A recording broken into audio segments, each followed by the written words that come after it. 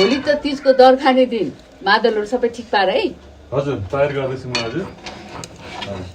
सुन्न बुनु हजुर भोलि गाउँमा तीजको नाचगान हुँदैछ अरे, हामी पनि नाच्नु जाऊँ है। मलाई त मन पर्दैन अहिलेका तीजका गीत। के भन्छ यो, किन मन पर्दैन? तँलाई थाहा छ तीजको गीत कस्तो हुन्छ भनेर? भोलि सिक्ने जस्तो अहिले कस्ता हुन्छन् गीत, कस्ता हुन्छन् नाच भनेर। भोलि त म हजुरको पालाका पुराना गीतहरू पनि गाउँदिन्छु हजुर। कुरै छैन। ए राजा भोलि त म नि गीत गाउन जान्छु रे। नलाने हामी छोडेरै जाने होला। रेडी छ? अनि पोपोहरू पनि आउनुहुन्छ? आइहाल्नुहुन्छ नि।